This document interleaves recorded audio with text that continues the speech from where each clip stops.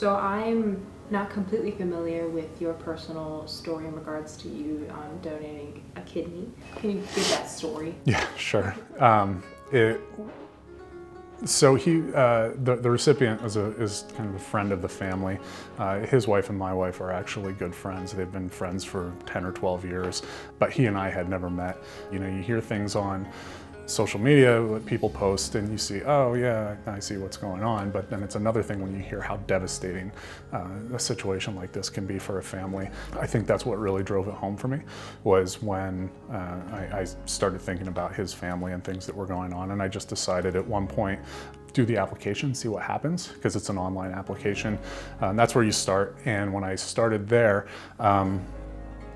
it was, I filled out the application, and then got the call to go in and do the blood test. I was a blood match, and then they take you through a whole series of testing. And when I got the call that everything was a go, it was it was kind of a surreal moment. I never heard the booming voice of God, you know, in my ear saying, "Hey, Mark, you're going to do this." It was more just everything just kept lining up. So we think that God's, you know, putting this on our hearts to do this, putting us in the place to do it, and you know, if I can do it, and it needs to be done, then all right, I'll do it.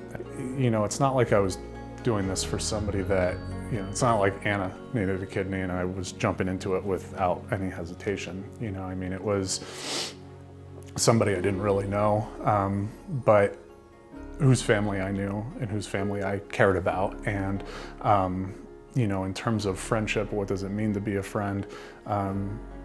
There's so many different levels, I think, to that. And I think that ultimately,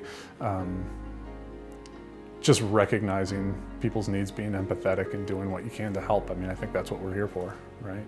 All I did was something that anybody that was medically cleared could do. It needed to be done, and I prayed about it and felt that that's where God was leading me. There were going to be some things that I had to do differently. I knew that it was going to take its toll on my body.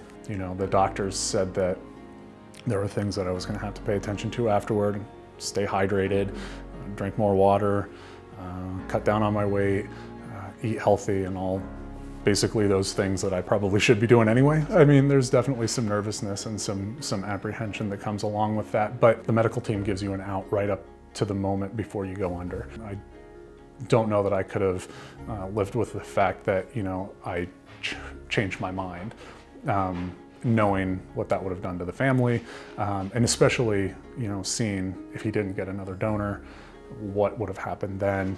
And you know, I just don't know that I could have lived with that. Our families are close, you know, now. So, you know, and so there's obviously a connection there, aside from just our families. I mean, there's a physical connection between he and I now. Actually, the recipient and his family, they're, you know, they don't have a church family. They're not believers as far as we know. Let's build the relationship. Let's show our faith by our actions instead of, you know, preaching to everybody all the time. I mean, I think there's something to be said for building that relationship and that trust, and letting people see at least what we believe the best version of ourselves as Christians can be. For me, the big thing is that I didn't do anything that anybody else couldn't have done that was medically cleared, but it was definitely a step of faith that I felt that I had. It was definitely something that I felt God put on my heart that put us in a place to do it. I believe that I was just kind of going along. God was saying, hey, I can use you for this, so get ready.